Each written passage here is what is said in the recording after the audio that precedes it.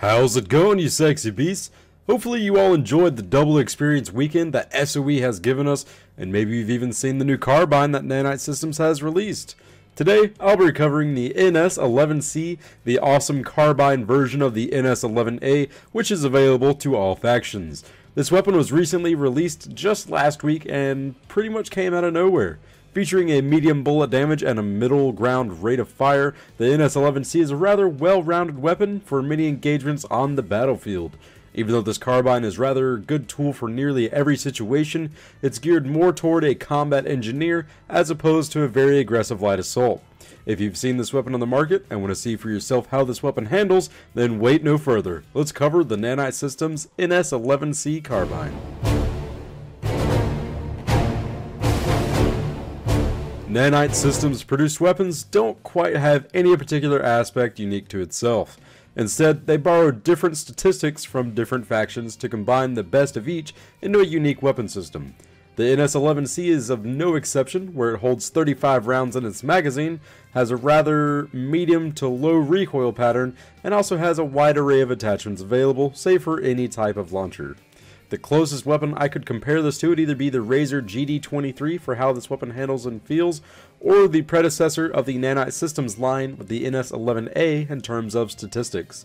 The largest detriment of the NS-11C is its bullet velocity, where it falls rather short in comparison to other weapons of its class. Recoil of the NS-11C's sustained fire is pretty manageable, but features a tremendous first shot recoil multiplier, which will cause burst firing or semi-automatic fire to become rather difficult to keep your crosshairs on target at further ranges. Its strongest suit, which to me was pretty interesting, was the fact that the NS-11C has no long reload. Whether you only fire a few rounds in the magazine or completely empty it and void the chamber, the reload time will remain the rather quick speed all around. What exactly does Nanite Systems throw into this beast to make it so awesome in combat? First off, the NS-11C comes standard with a cyclic fire rate of 652 rounds per minute, falling just short of some Terran Republic carbines, but is still a bit faster firing than most of the new conglomerate carbines. Each round fired from the NS-11C will deal a maximum damage of 143 up to 10 meters, which will drop an enemy in 7 bullets. Minimum damage dealt will deal 112 damage at 65 meters, which will down a hostile in 9 bullets. This puts the NS-11C's damage model into the standard damage range, keeping the same damage model as the default Track 5 carbine for the Terran Republic. Given the 652 rounds per minute fire rate and the 7 bullet kill, this will give the NS-11C a time to kill of 0.64 seconds, or a realistic time to kill of 2.14 seconds, while taking into consideration 30% average accuracy of players. Maximum magazine capacity is 35 rounds, with another 175 rounds in the carried reserve. This will give you a killing potential of 7 enemies per magazine, and another 25 enemies with the ammunition carried in the reserve. Short reload speed of the NS-11C, with rounds still left in the magazine, is a flat 2 seconds. Interestingly enough, the long reload speed with a completely empty magazine and a voided chamber is still 2 seconds, meaning there's no difference in reload speed if you've emptied your magazine completely or not. There's no other weapon in the game that features this type of reload mechanic, where the short and long reload speeds are exactly the same. I'm not entirely sure if this is an intentional bug or not. Vertical recoil is a rather low 0.22 degrees and has a horizontal bias of a leftward pull, meaning when the gun is fired, the recoil will cause the gun to pull up and to the left. First shot recoil multiplier here is rather devastating at 3 times multiplier, making each bullet fired per pull of the trigger kick 3 times harder than bullets fired in succession. Burst firing or semi-automatic fire of the NS-11C is rather difficult due to this. Finally, rounds fired from this carbine move at a rate of 450 meters per second, which is rather slow in comparison to all the other carbines. You've seen what Nanite Systems has put under the hood, so let's see what all we have to dress up this beauty even more. The NS-11C is a rather strong medium-range weapon, but will only be at its strongest at the medium-range distances. While in close quarters, there could be other weapons that will offer a stronger standing ground up against submachine guns or shotguns. But due to the attachment adaptability of this carbine, we can grab whatever is best for the situation. The iron sights are pretty good, but with today's day and age, there's plenty to improve on. As expected from Nanite Systems, we're given the Ghost Ring iron sight setup, much akin to the new conglomerate's default iron sights on their carbines. If you're caught in a biolab or another close quarters location, then there's a couple of sights that we can choose to replace these iron sights. These would be the 2x reflex or the infrared night vision scope. They offer good adaptability and target tracking in close quarters, but we can shift to our other options for longer ranges, such as the 3.4x scopes. I found this to be the very best sight attachment for this gun due to offering a strong medium range zoom while also not being hindered too much by the weapon's recoil pattern. It's no surprise that Nanite Systems wants their NS-11C to be built for medium to long range combat, and it's perfectly suited for it as long as we have the perfect tools for it. For your rail attachment, grab the forward grip. This will complement the medium range fighting style of this weapon by reducing the bouncy horizontal recoil, allowing you for more of your shots to hit their target. Next up, for the barrel attachment, put on the compensator. This will reduce the vertical recoil of the gun while reducing hipfire accuracy and causing you to appear on the map from further away than when you normally open fire. Finally, take out that standard ammunition loaded up in this carbine and load up some high velocity ammunition.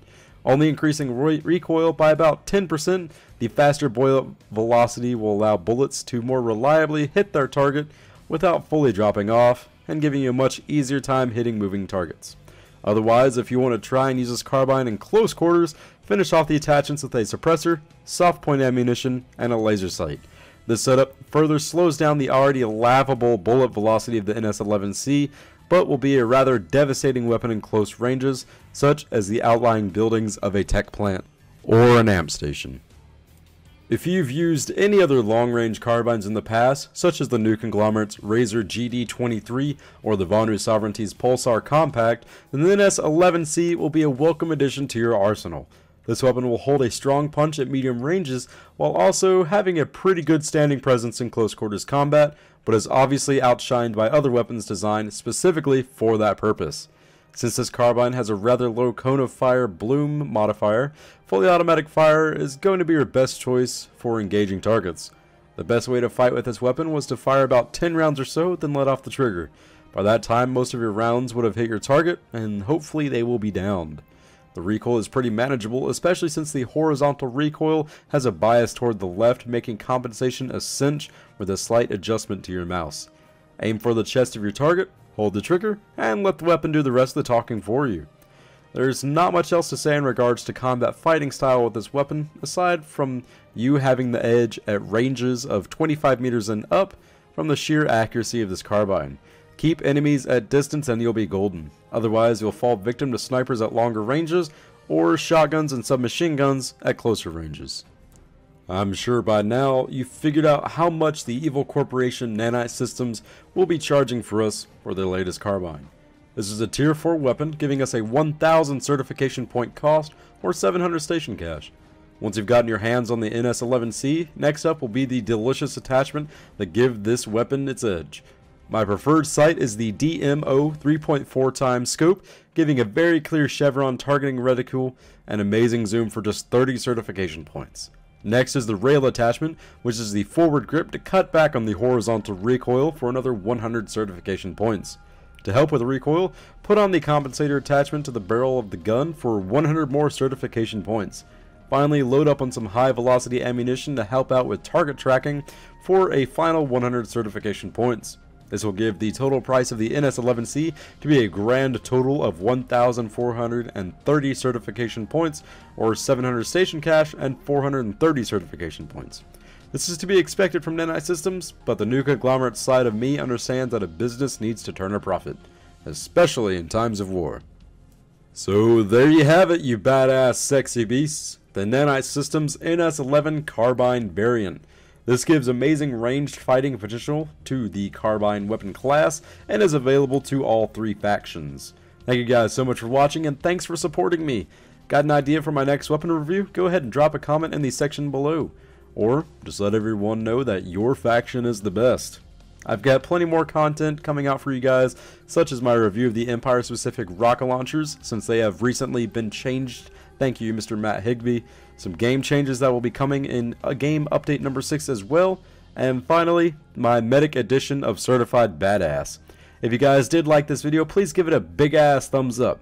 If you didn't, give it a big ass thumbs down and let me know what I can improve on. Want to follow us on behind the scenes? Like us on Facebook and Twitter. Want to see more videos like this? Then go ahead and subscribe. It's totally free.